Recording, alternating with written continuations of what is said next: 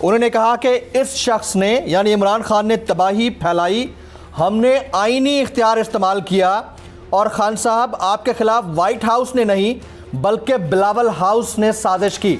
America को माई बाप मानते हैं, उसके बाद जो वहाँ से ऑर्डर आ जाता है इस ऑर्डर को आदाब बजा लाते हैं। हमारी बैटल है यही, हमारी जंग है यही। हमारी जंग सिर्फ इतनी है कि हमने पाकिस्तान को एक गैरतमंद कौम, गैरतमंद मुल्क बनाना है। यानी बजाय ये कहने के भैया बात, और दूसरा ये कि आने को पता नहीं है कि सिंध से निकले हैं आपने तो कबूल कर लिया, और मैं तो इसको बगावत के ज़ुमरे में लेता हूँ, सेडिशन के ज़ुमरे में लेता हूँ। इमरान खान साहब की गवर्नमेंट ने बड़ा हल्का हाथ रखा था। लोग कहते हैं 3 महीने में नहीं हो सकते, अल्लाह की कसम 45 दिन में हो सकते हैं। Where there is a will there is a way. Subscribe करें और बेल दबाएं ताकि कोई खबर रह न जाए।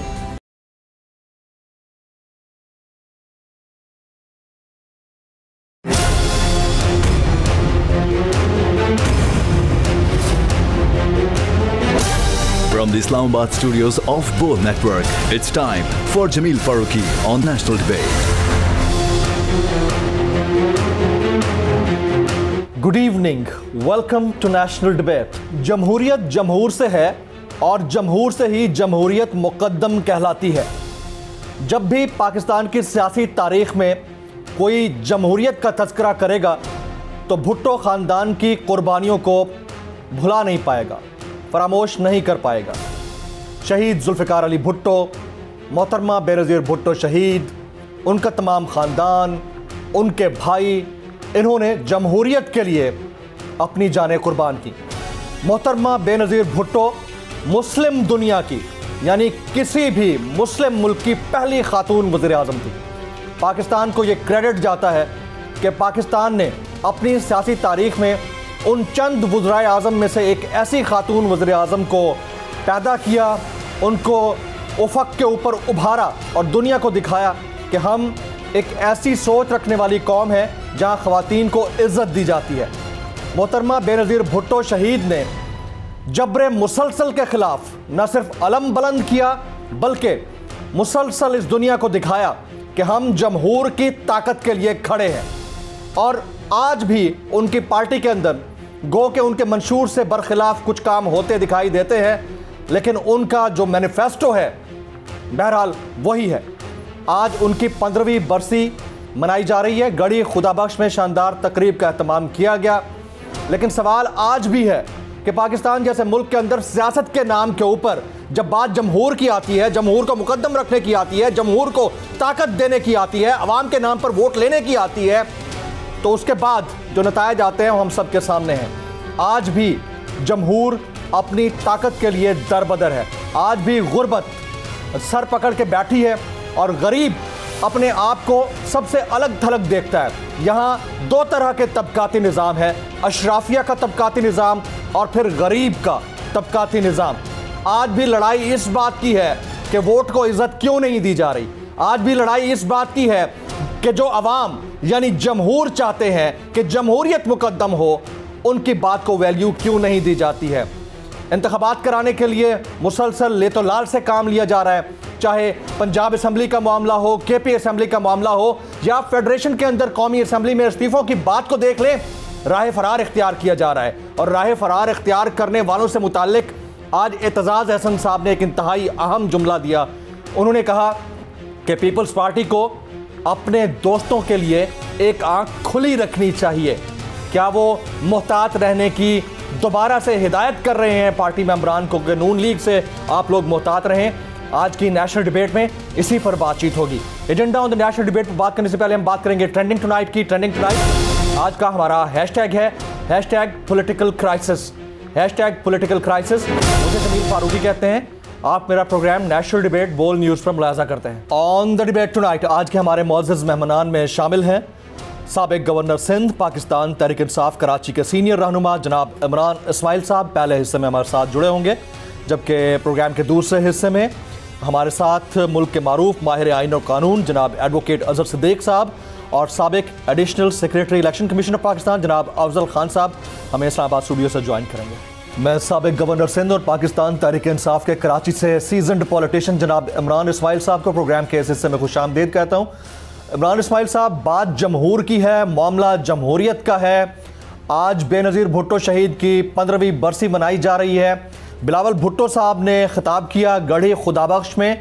उनके 2-3 जुमले आपके सामने रखना चाहूँगा। उन्होंने कहा सिलेक्टेड को, उनका मुखातिब इमरान खान साहब हैं, सिलेक्टेड को अमरीकी सदर ने नहीं, पाकिस्तान पीपल्स पार्टी के जियालों ने निकाला।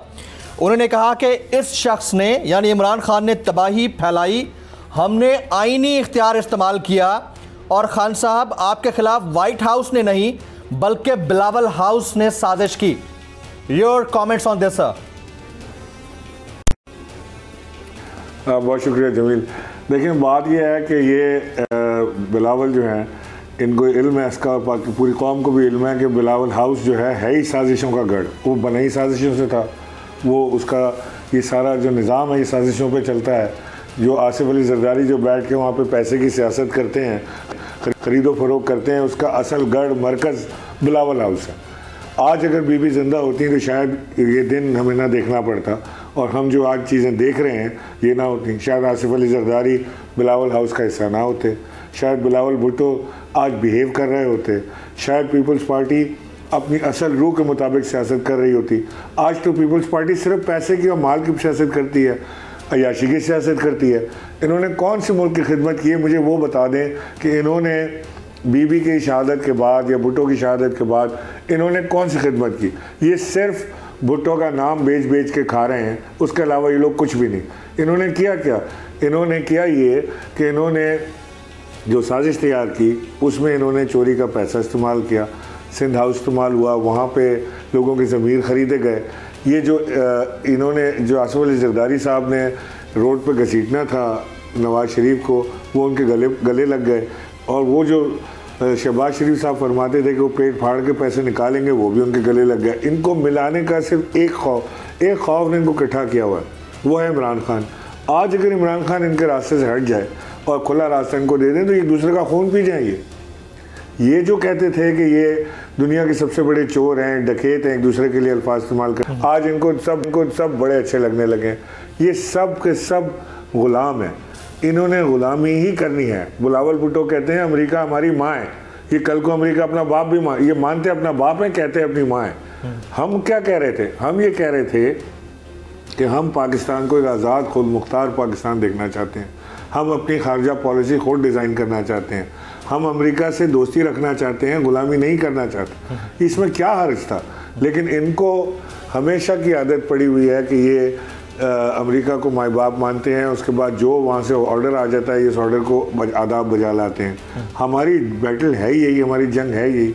हमारी जंग सिर्फ इतनी है कि हमने पाकिस्तान को एक गैरतमंद कौम में गैरतमंद मुल्क बनाना है जो अपने फ़ैसले ख़ुद करना जानती हो। हमने कशकोल हटाने थे, हमने पाकिस्तान को सही ट्रैक पर ले गए थे। $17 बिलियन अकाउंट में थे जिस दिन पाकिस्तान और तहरीक इंसाफ की गवर्नमेंट टॉपल की गई है, रजीम चेंज हुआ जी। आज आप हालात देख लें, 8 महीने में इन्होंने खाली कर दिया ख़जाना। लाना तो दूर की बात, एक्सपोर्ट्स आपकी बंद हो गई, इंपोर्ट आपकी बंद हो गई, आपको आगे ऑयल भी नहीं मिलना, पोल्ट्री की फीड ख़त्म हो रही है, आपके पास सोयाबीन ख़त्म हो गया है। या तो तबाही का मंजर है हर तरफ, और ये बता रहे हैं कि जी ये पाकिस्तान को बचाएंगे। हम बैठे हैं आराम से, बचाएं पाकिस्तान। कैसे बचाते हैं ये? इमरान इस्माइल साहब, being in the prime minister office is a matter of choice and that depends on the powerful corridors as well. ये पूरी दुनिया में होता है, सिर्फ पाकिस्तान की बात नहीं है। आज मुराद अली शाह साहब ने कहा कि आइंदा इंतखाबात पीपल्स पार्टी जीतेगी और बिलावल भुट्टो मुल्क के वज़ीर आज़म होंगे। इसके ऊपर कोई रद्द अमल? ख्वाब देखने पे तो कोई पाबंदी नहीं है ना। किसी को रात को कोई बादी चीज़ खा ले जिससे मैदे में बदहज़मी और उसको अजीब अजीब ख्वाब आए तो उस पर तो कोई पाबंदी नहीं है। कोई गुनाह भी नहीं, कोई जुर्म भी नहीं है। और जुर्म हो भी तो पीपल्स पार्टी के लोग तो शौक से कर लेते हैं, तो उसकी फ़िक्र ना करें। ये तो इनका है क्या पंजाब में, केपी में, बलोचिस्तान में? ये सिर्फ सिंध में धौंस धप्पल और धांधली के ज़रिए इलेक्शन जीतने वाले लोग हैं। ये क्या इनका क्या है पंजाब में? जाए ना, अभी इलेक्शन हुए थे ना 20 सीटों के ऊपर, इन्होंने बंदे अपने खड़े किए थे। क्या असर हुआ इनका? आए कहीं से भी इलेक्शन लड़ने हमारे साथ। डर किस चीज़ का? आज इस्लामाबाद में इलेक्शन पोस्टपोन करा दिए इन्होंने, बल्दियाती इंतखाबात। ये अब सिंध के भी कराने के लिए उन्होंने ख़त लिख दिया कि जी हम पोस्टपोन कराना चाहते हैं। क्यों डर रहे हैं कराची के बल्दियाती इंतखाबात से। वो तो वजीर आजम बनने जा रहे हैं, यूसी का इलेक्शन तो जीत लें पहले। ये यहाँ से कराची से इलेक्शन लड़े हैं, ये यूसी भी नहीं जीत सकते, वजीर आजम बनना तो छोड़ें इनकी बात। अच्छा, ये बहुत बहुत बड़ी बात आपने कर दी है। बहरहाल वो MNA तो हैं। नहीं, MNA तो है, किस तरह से MNA बने मुश्किलों से वो भी सब जानते हैं। लेकिन देखे ना, मैं तो आप ये कहना चाह रहे हैं कि वो धांधली करके MNA बने? आप ये कहना चाह रहे हैं? सिंध में जिस तरह से सिंध में धांधली हुई है, जिस तरह धांधली नहीं, धांधला हुआ है सिंध में, जिस तरह से इन्होंने गन पॉइंट पे जोर जबरदस्ती लोगों को उठा के किसी को मार के कत्ल तक कराए हैं, लोगों को गायब करा दिया है, तो ये तो मुझे बता दें कि बेनज़ीर भुट्टो ने ऐसा काम नहीं किया था कि इतनी सीटें उनको मिल जाती। लेकिन इन्होंने ऐसा क्या काम किया था जरदारी साहब ने कि इतनी सीटें इनको, बेनज़ीर की शहादत के बाद जो इलेक्शन हुआ उससे ज्यादा सीटें 18 में इनको मिली सिंध में। कैसे, क्या काम किया इन्होंने, किधर तरक्की की, हमें भी दिखा दें वो तरक्की के जिसके बदले लोग इनको वोट दे रहे हैं। यहाँ लोगों को इन्होंने पागल किया हुआ है, पुलिस को इन्होंने गुलाम बनाया हुआ है, सिस्टम को इन्होंने गुलाम बनाया हुआ है, पैसा इनके पास बेनतहा है, ये खरीद लेते हैं लोगों को या बर्बाद करते हैं इसे। इमरान इस्माइल साहब, आप लोग इज्तिमाई तौर पर इस्तीफे देने के मूड में हैं, पाकिस्तान तहरीक इंसाफ, और 28 तारीख की डेट दे दी गई थी 3-4 दिन पहले। सबसे पहले तो ये फंडा क्लियर कर दीजिए, आप लोग ये पहले से डेट क्यों दे देते हैं? आपको नहीं पता कि आगे से क्या रिएक्शन आना है? आप लोग पहले से डेट दे के साबित क्या करना चाहते हैं कि सामने वाला भाग जाए? भागता क्यों है, बैठे ना, हमें क्या, अब स्पीकर साहब को भागने की क्या जरूरत है? नहीं सर, आज मुझे आपसे ये पूछ के रहना है कि ये आपकी पॉलिटिकल स्ट्रेटजी है कि आपने इसी तरह भगाते रहना है इनको, कि आप वाकईतन आप असेंबलियां छोड़ना नहीं चाहते, या अगर आप छोड़ना चाहते हैं तो पहले क्यों बताते हैं? मुझे ये बताएं जरा। नहीं, हमने तो असेंबलियां बिल्कुल छोड़ना चाहते हैं, और उसी वजह से हमने ये डेट इसलिए दी थी कि आजकल के दौर में कोई चीज़ छुपन छुपी नहीं हो सकती।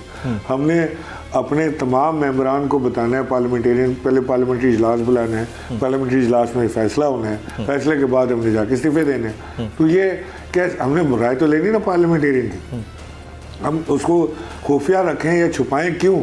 हमें किस चीज़ का खौफ है? हम तो खुल्लम खुल्ला कह रहे हैं कि हम 28 तारीख को आके इस्तीफा देंगे। वो स्पीकर साहब भाग गए, पहले भी हम गए थे, तब भी स्पीकर साहब पिछले दरवाजे से निकल लिए थे। तो ये तो ये उनका ज़र्फ है कि वो किस तरह चीज़ को फेस करते हैं। अगर इतने दिलेर हैं और इतने मजबूत हैं और ज़मीन में पाँव इतने गाड़े में उन्होंने पंजे मजबूती से, तो खड़े वो फेस करें लोगों को। अगर स्पीकर साहब नहीं भी होंगे, स्पीकर साहब नहीं भी होंगे तो आप लोग जाएंगे इस्तीफे देने? उसका कोई रूल्स ऑफ बिजनेस तो होंगे ना सर, अगर स्पीकर तो कोई और ऑप्शन होगा?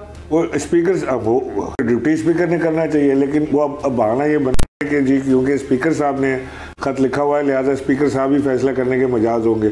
अब स्पीकर साहब कब तक पाकिस्तान से भागेंगे, वो कब तक पाकिस्तान से बाहर रहेंगे, ये देखने वाली बात। हमें तो डिप्टी स्पीकर क्या, असिस्टेंट स्पीकर भी मिल जाए तो उसको भी जाके इस्तीफे दे दें हम। हमारे इस्तीफे एक्चुअली हमने तो सबमिट किए हुए हैं। हमें उम्मीद थी कि कोर्ट से हमें रिलीफ मिलेगा और कोर्ट्स ये कहेंगे कि जी इस्तीफे इन्होंने दिए, इनको एक्सेप्ट किया जाए, लेकिन वहाँ से हमें अनफॉर्चुनेटली वो रिलीफ जिसकी तवक्को थी वो नहीं मिला। लेकिन हम एक कानूनी रास्ता ले रहे हैं, हम स्पीकर के सामने पेश होकर इस्तीफे देना चाहते हैं। और ये जो बल्दियाती इंतखाबात इस्लामाबाद के अंदर मनसूख हुए हैं, महफूज फैसला सामने आया इलेक्शन कमीशन का, इस पे क्या कहेंगे आप?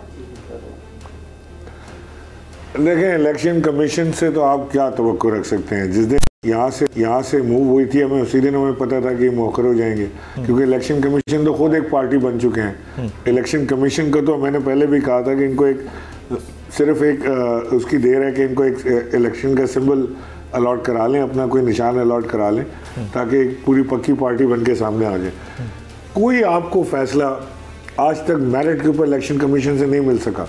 हर वो फैसला जो इमरान खान के खिलाफ जाता है उसमें फौरी तौर से आपको रिलीफ सामने वाली पार्टी को मिल जाता है। ये इन्होंने आखिरी वक्त में इस्लामाबाद के इलेक्शन पोस्टपोन करा दिए, क्योंकि इनको पता है कि आज इमरान खान के सामने इलेक्शन लड़ना मुश्किल ही नहीं, नामुमकिन है। इमरान खान के सामने इलेक्शन नहीं लड़ा जा सकता, कोई नहीं रोक सकता, पूरा सिस्टम लगा ले। इमरान इस्माइल साहब, अगर फॉर्मूला यही है, अगर फॉर्मूला यही है कि इमरान खान साहब जीत जाएंगे और जीतने के उनके मुमकिन चांसेस की वजह से ये लोग इंतखाबात से भाग रहे हैं, फिर तो इन्होंने कभी इंतखाबात नहीं कराने। तो फिर आप are you guys knocking at the wrong door? I mean ऐसा तो नहीं है? कहते हैं बकरे की माँ कब तक खैर मनाएगी, कभी तो छुरी के नीचे आएगी। कोई इलेक्शन तो कराना पड़ेगा। कब तक भागेंगे इलेक्शन से? महीना 2 महीना कितना भाग लेंगे? ये इलेक्शन से भागते रहे, हम इनके पीछे भागते रहेंगे। इलेक्शन नहीं सर, इसमें थोड़ी सी मिसमैनेजमेंट आपके एंड पर भी तो है ना। अगर आप 17 तारीख को ही अपने इत्तेहादियों को मना के केपी और पंजाब असेंबली तहलील कर देते तो आपको नहीं लगता कि इनको बाय एनी मीन्स इंतखाबात के अंदर जाना पड़ता? तो आपने तारीख खुद दी, ये वाला मैटर तो मेरे ख्याल में आप लोगों ने लिंगर ऑन किया है। एक्चुअली जो हाइंडसाइट इज 2020 है, वो वक्त गुजर गया तो उसके ऊपर हम तबसरा बड़ी आसानी से कर सकते हैं कि अगर यूं करते तो ज़्यादा बेहतर होता है, यूं करके बेहतर होता। हमने अपनी स्ट्रेटजी जो तय की थी उसमें हमने अपने इत्तेहादियों के साथ और कुछ हमारी चीज़ें ऐसी थी जो इनकम्प्लीट थी, इनको हमने कंप्लीट करना था। अपना होमवर्क काफ़ी था। मे भी शायद डेट अनाउंस नहीं होनी चाहिए थी, मे भी ये अनाउंस होनी थी तो दूसरी सुबह हो जाता, या मे भी जो खान साहब ने कहा वो बेहतर था। इन्होंने जो काम किया है वो ये मैं क्या अब आपको टीवी पर बताऊं कि इन्होंने किस तरह की मैनूवरिंग की। आज बता दें सर, मैं तो सुनना चाह रहा हूं आपसे, कुछ तो बता दें टीवी पे। नहीं, मैं तो इस सब आपको इतना कहना चाह रहा हूँ कि ये इन्होंने मैनूवरिंग नहीं की, इन्होंने जालसाजी की है। और लेकिन इस जालसाजी का भी इंशाल्लाह मुंह तोड़ जवाब देंगे। हम बिल्कुल तैयार हैं वोट ऑफ कॉन्फिडेंस लेने के लिए। हम अपने 187 लोग अपने पूरे गिन के पूरे करेंगे इंशाल्लाह, और हमारे इत्तेहादी भी तैयार हैं इसके लिए। और जिस दिन हमने ये कर दिया 11 तारीख को या उससे पहले जो भी है, तो हमने उसके फौरी बाद ये असेंबली तहलील कर देनी है। इमरान इस्माइल साहब, कहीं ऐसा ना हो जाए कि आपका जो मेन बल्लेबाज है, आई मीन वज़ीर आला पंजाब, वो तो अपनी वजारत पे रहे और पता चला स्पीकर और डिप्टी स्पीकर नहीं रहे, अदम एतमाद उनके खिलाफ मौजूद है और कहा यह जा रहा है कि सरप्राइज उनके अगेंस्ट आएगा। तो चीफ मिनिस्टर साहब के ऊपर तो वैसे ये कमेंट किया जा रहा है कि वो दोनों तरफ से खेल रहे हैं।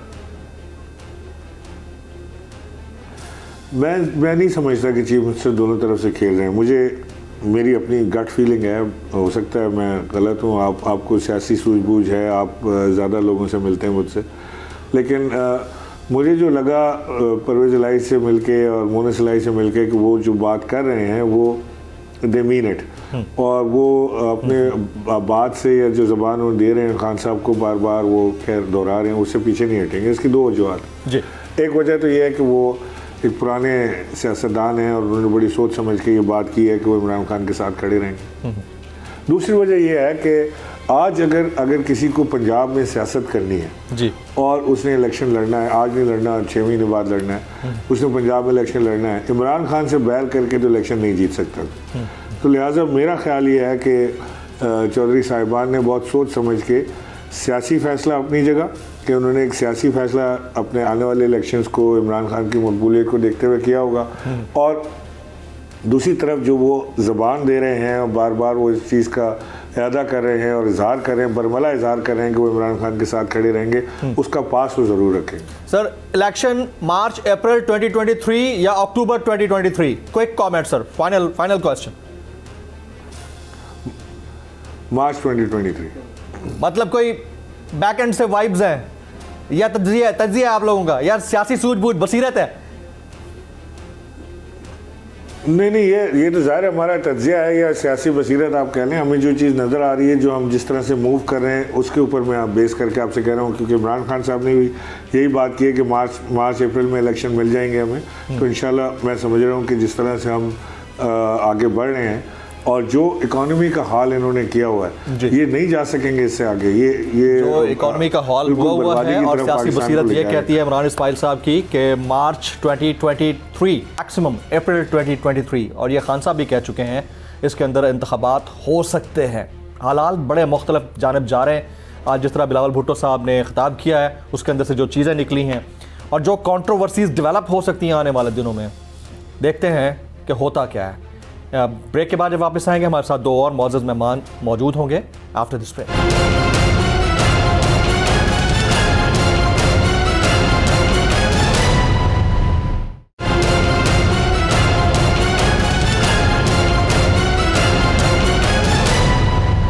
Welcome back.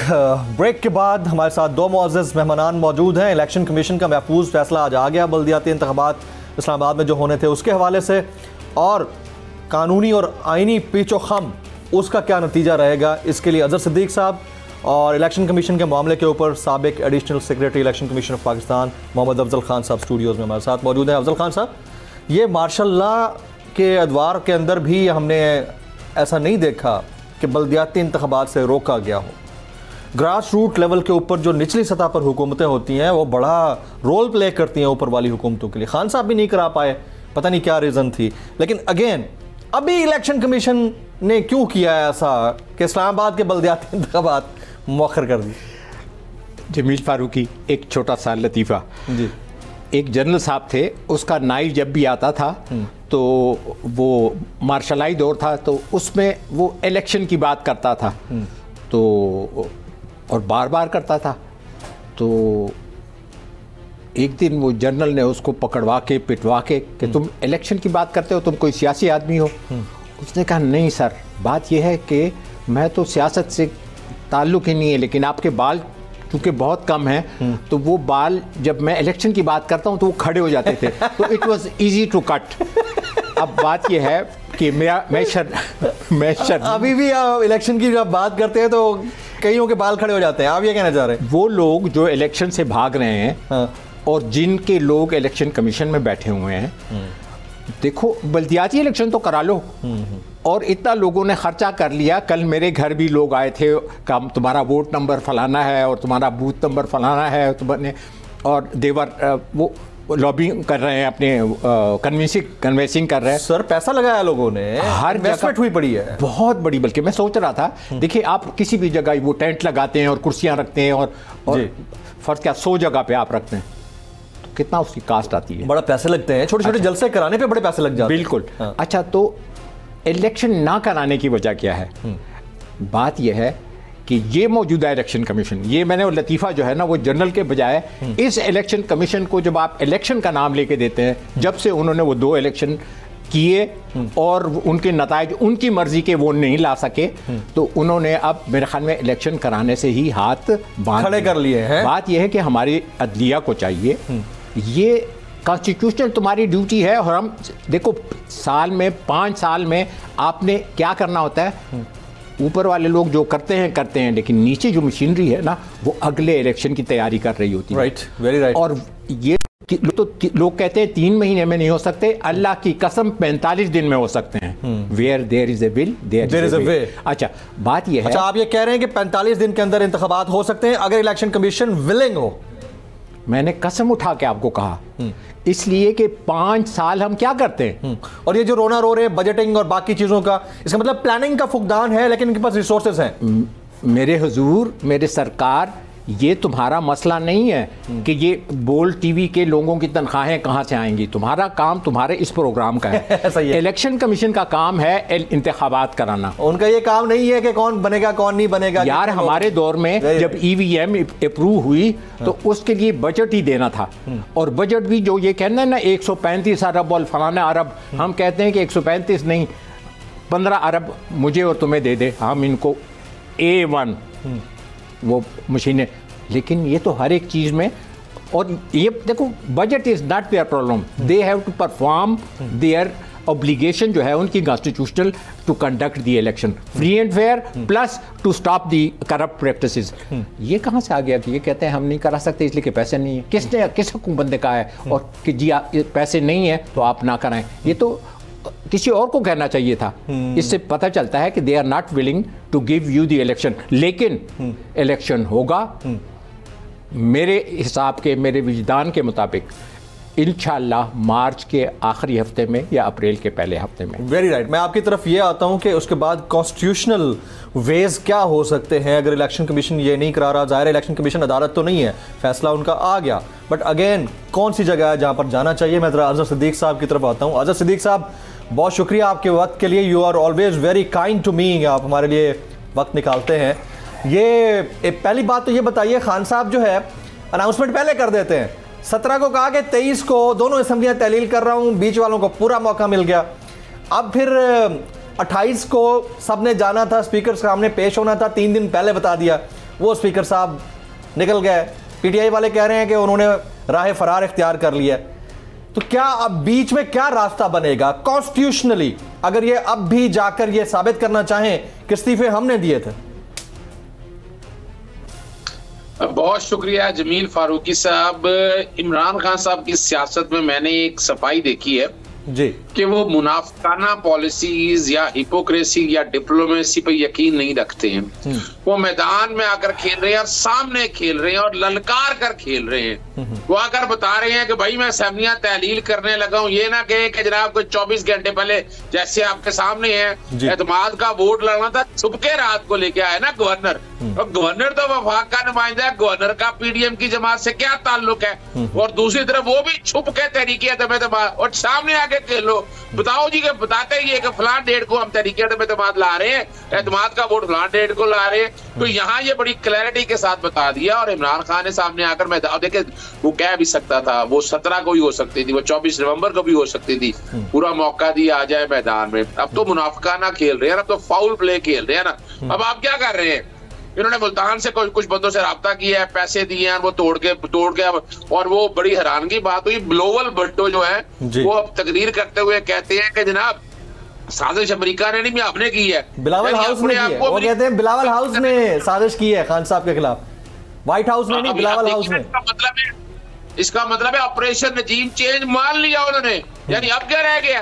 यानी बजाय ये कहने के भैया बात, और दूसरा ये कि आने को पता नहीं है कि सिंध से निकले हैं आपने तो कबूल कर लिया। और मैं तो इसको बगावत के जुमरे में लेता हूँ, सेडिशन के जुमरे में लेता हूँ। इमरान खान साहब की गवर्नमेंट ने बड़ा हल्का हाथ रखा था। अब भी देखे ना, अब भी मिसाल के तौर पर ये इस्तीफे जो देने हैं, इस्तीफे तो इस्लामाबाद हाईकोर्ट का फैसला बड़ा क्लियर है इसके ऊपर।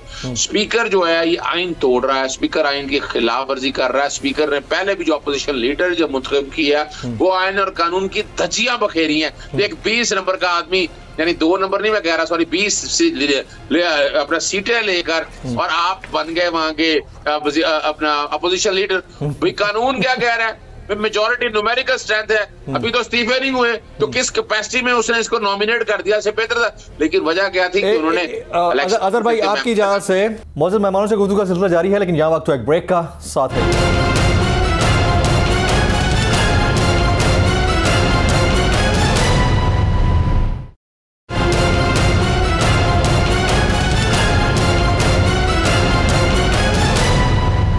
Welcome back. अपने मौजूद मेहमानों को एक बार फिर से खुशामदीद कहता हूं। ब्रेक से पहले अजहर सदीक साहब एक टेक्निकल पॉइंट बता रहे थे अपोजिशन लीडर की कौमी असेंबली के अंदर पोजीशन का, और खासतौर पर कॉन्स्टिट्यूशनल पोजीशन। जी अजहर भाई कंटिन्यू कीजिएगा। देखिए ये बड़ा जुल्म है और हमारी अदालतों का इसका नोटिस लेना ये भी एक तकलीफदेह बात है। जो जमहूरियत की बातें कर रहे हैं, जमहूरियत की नफी है। यानी आप अपोजिशन लीडर की सीट तो संभाल नहीं सकते, और वो मुनारा बराकीन, यानी आप क्या जमहूरी रवैयों को कर रहे हैं। और वो बंदा जो कह रहा है कि मैंने इलेक्शन लड़ना है अपना पीएमएलएन की सीट से, और अपोजिशन किस बात की हुई? ये तो हौसला है, जमहूरियत का फासिज्म की बेहतरीन मिसाल है। मैंने खत लिखे उसी स्पीकर को जिसकी आप बात कर रहे हैं कि हटाओ इसको, अपोजिशन लीडर को। वो अपने पास छुपा के बैठा रहा, मुझे कोर्ट जाना पड़ा। कोर्ट ने कहा ऑर्डर पास करने को, वो ऑर्डर क्या पास कर दिया हवा में। अच्छा उस ऑर्डर की कॉपी ना देते रहे। फिर मैं चला गया हूँ, फिर कोर्ट ने बाकायदा इस आईनी दरखास्त के ऊपर नोटिस जारी करते हुए जनवरी के लिए रख लिया है। और ये तकलीफ, और उस स्पीकर से आप उम्मीद रख रहे हैं, यानी बातें बड़ी कर रहे हैं स्पीकर से। बैठे वो मुलाजम है कौम का, बैठे हुए असेंबली के अंदर, असेंबली से बैठने की बजाय भाग गया वहां पर और बातें जो मर्जी कर रहे हैं। आए बैठे, फेस क्यों नहीं करता? नहीं। और उसमें ऐसी एक और चीज अजहर सदीक साहब, एक और चीज, स्पीकर साहब नहीं होंगे तो डेप्यूटी स्पीकर होंगे, डेप्यूटी स्पीकर नहीं होंगे तो वो पैनल ऑफ चेयर होता है मेरे ख्याल में। आपको याद नहीं है याद सादिक साहब ने उस वक्त क्या किया था जब 9 और 10 अप्रैल की दरमियानी रात? अगर ऐसा कुछ है तो there is always a rules of business जिसको आपको फॉलो करना होता है। तो मेरा तो नहीं ख्याल कि इसमें कोई कबाहत है।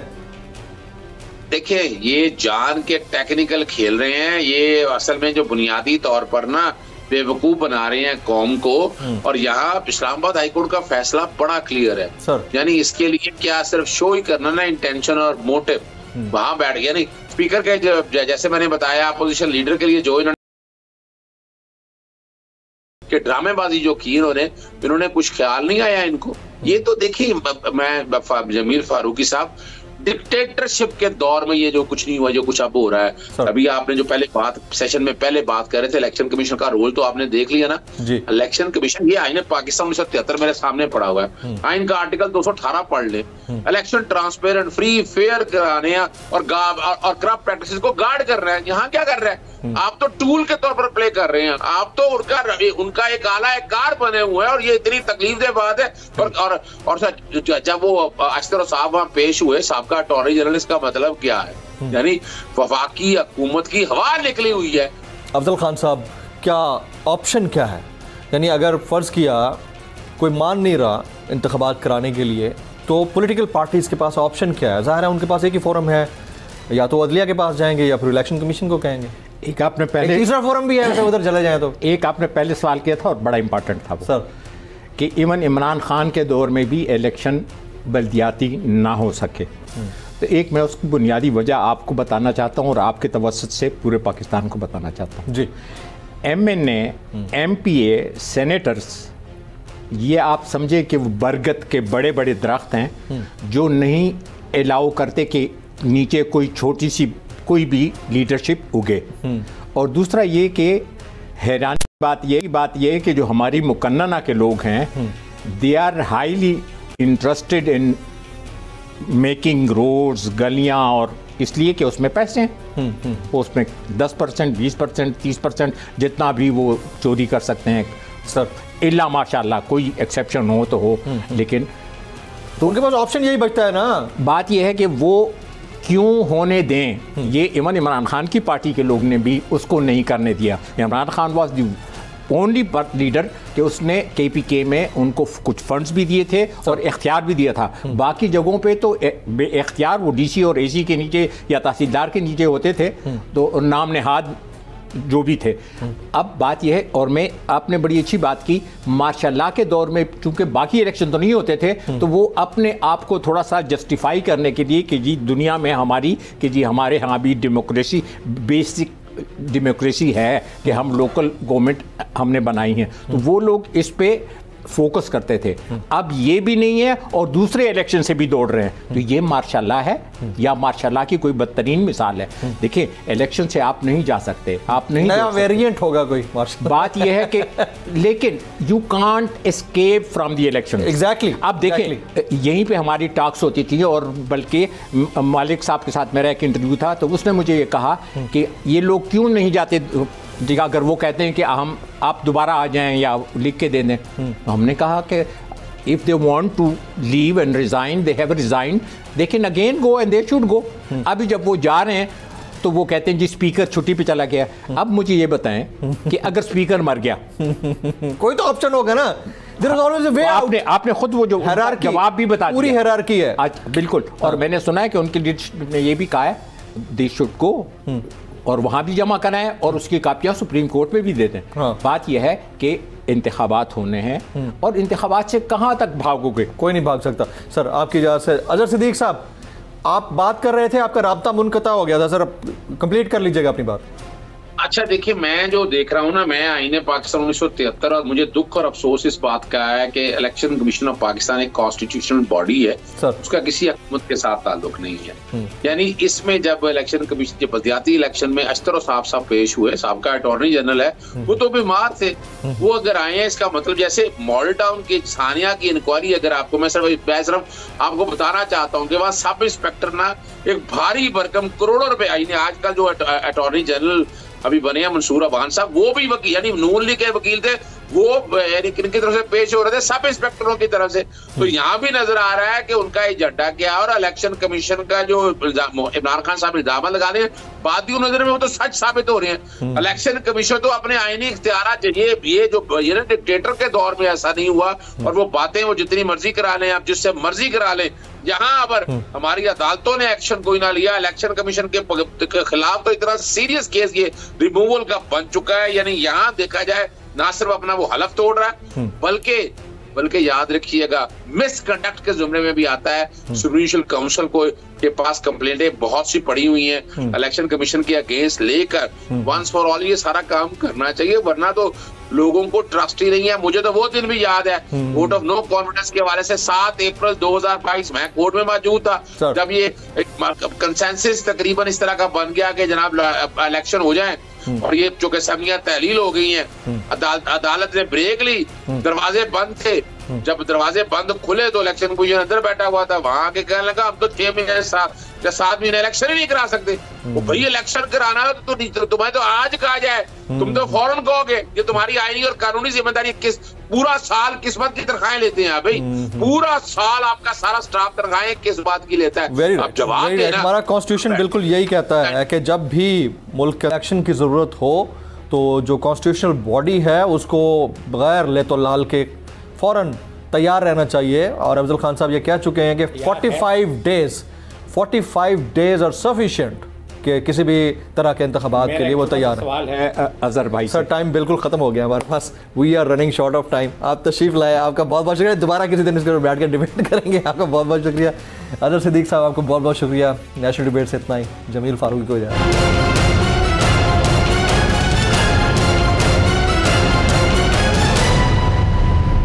हकीकी आजादी की जंग में बोल भी कप्तान के हमकदम। इलेक्शन कराओ मुल्क बचाओ की लाइव ट्रांसमिशन, दिखाई लम्हा बलम्हा सूरत हाल। रील और रेटिंग में भी बोल न्यूज रहा नंबर 1। सब्सक्राइब करें और बेल दबाएं ताकि कोई खबर रह न जाए।